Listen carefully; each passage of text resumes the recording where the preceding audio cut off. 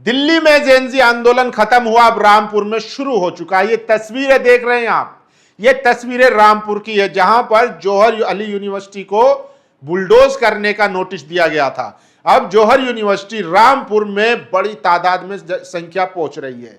चंद्रशेखर आजाद ने, जो सांसद है नगीना से, उन्होंने बड़ा ऐलान किया है कि अगर जौहर यूनिवर्सिटी की एक ईंट भी हिली तो इस प्रदेश की, उत्तर प्रदेश की एक भी सड़क जो है सूनी नहीं रहेंगी।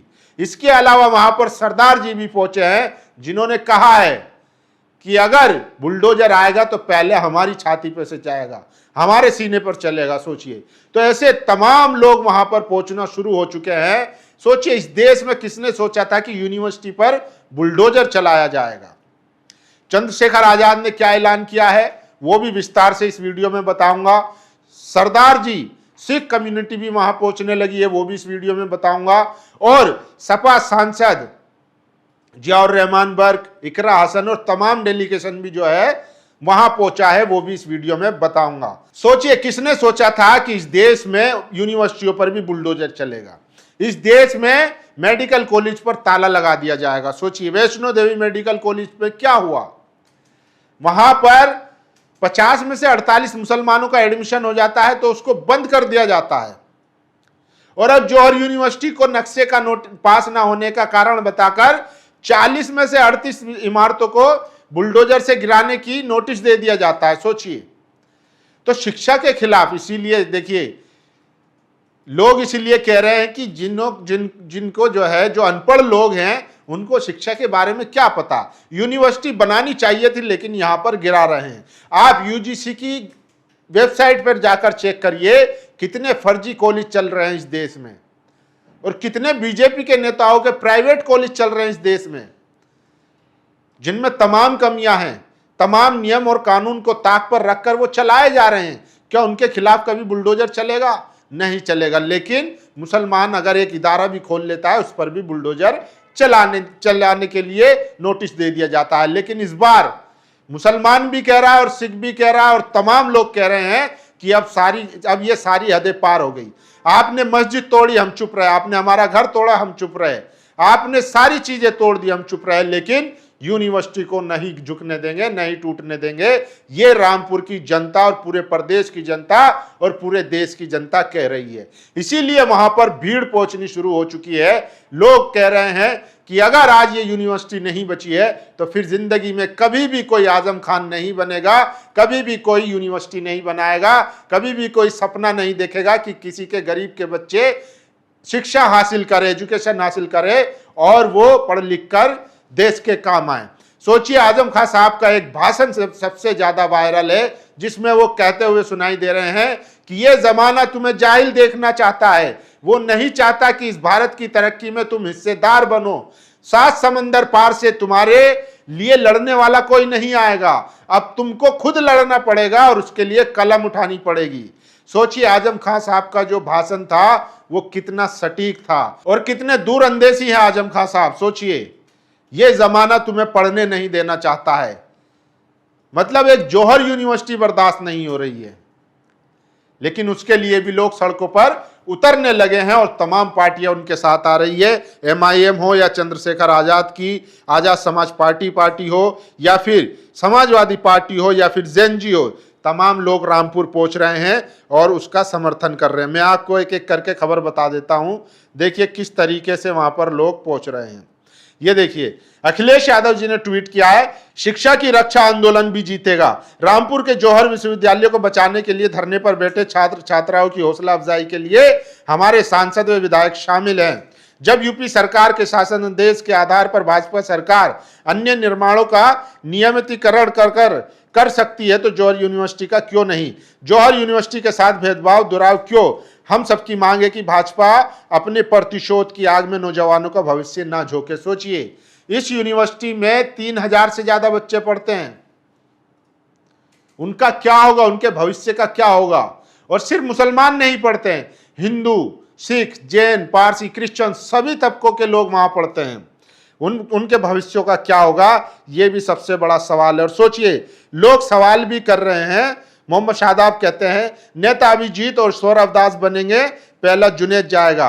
यही दुनिया के सबसे बड़े भारतीय लोकतंत्र की खूबसूरती है। पुलिस अभिजीत और सौरभ दास के घर क्यों नहीं गई? पूरे आंदोलन जिन्होंने लीड किया उन पर आज भी नहीं आई। दिल्ली, असम और यूपी तक निशाने पर पड़ी लकड़ी लेने वाले अब्दुल रहे हैं। सोचिए, तो ये लोग भी लिख रहे हैं जिस तरीके से कार्रवाई हो रही है। और ये देखिए, आजम खान से आपकी व्यक्तिगत लड़ाई हो सकती है, लेकिन 3000 छात्रों के भविष्य से नहीं।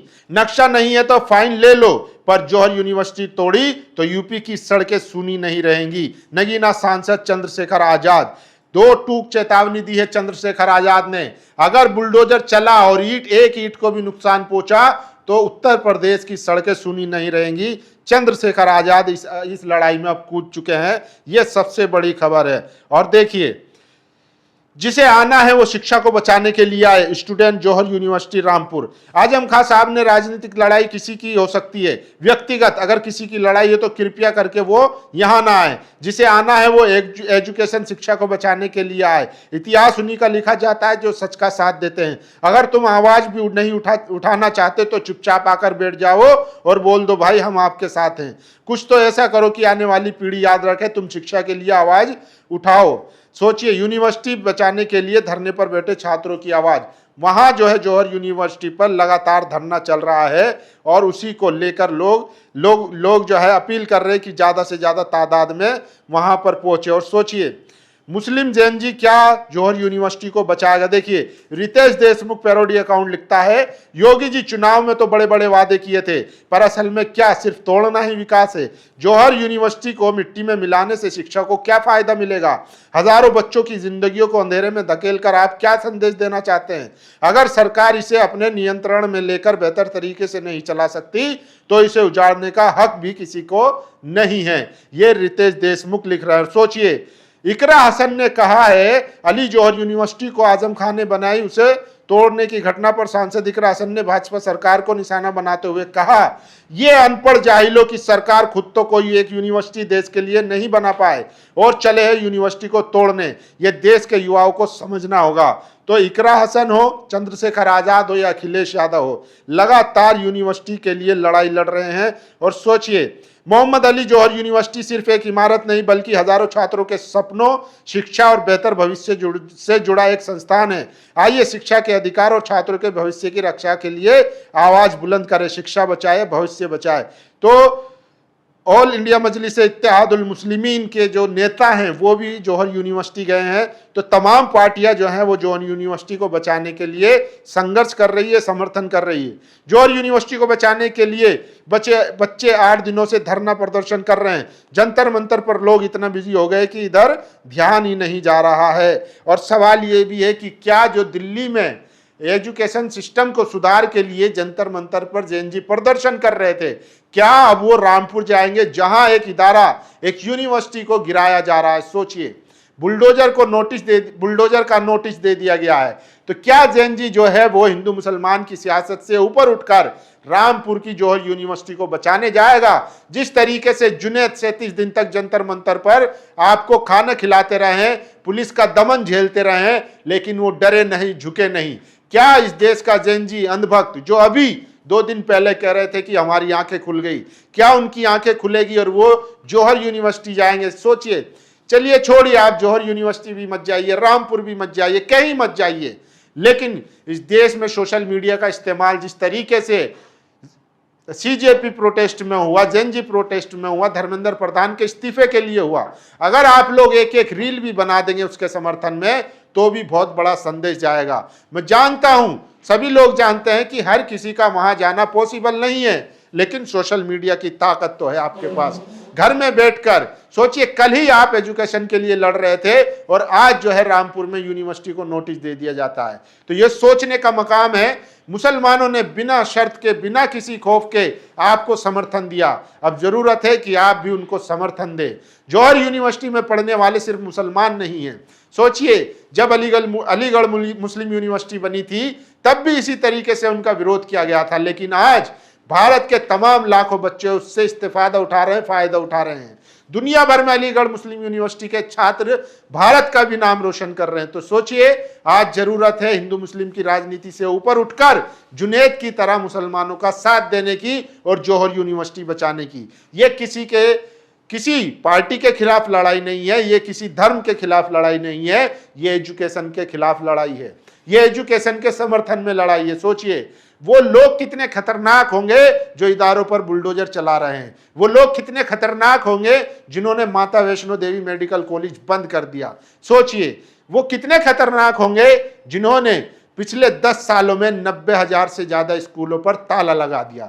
तो सोचने की जरूरत है, सवाल करने की जरूरत है और जेन जी को आगे आने की जरूरत है और सोशल मीडिया पर फिर से जौहर यूनिवर्सिटी को बचाने के लिए कैंपेन चलाने की जरूरत है। अगर आप वहां नहीं जा सकते तो घर बैठकर वीडियो बनाइए, वीडियो नहीं बना सकते तो लिखिए, मतलब कुछ बोलिए, जो भी आप कर सकते हो करिए, ताकि सरकार को पता चले कि वो हिंदू मुसलमान के नैरेटिव से ऊपर उठकर अब एजुकेशन पर सवाल करेगा। जब पढ़ेगा इंडिया तभी तो आगे बढ़ेगा इंडिया। बाकी आप लोगों की क्या राय है, अपनी राय जरूर दीजिए। शुक्रिया। नेशनल दस्तक की आपसे गुजारिश है कि अगर इसको बचाना चाहते हैं तो नेशनल दस्तक को सब्सक्राइब करने के लिए रेड कलर के सब्सक्राइब बटन को दबाएं, फिर बेल आइकन की घंटी दबाएं। नेशनल दस्तक को बचाने के लिए बहुत जरूरी है कि हर खबर को शेयर करें, लाइक करें, कमेंट जरूर करें।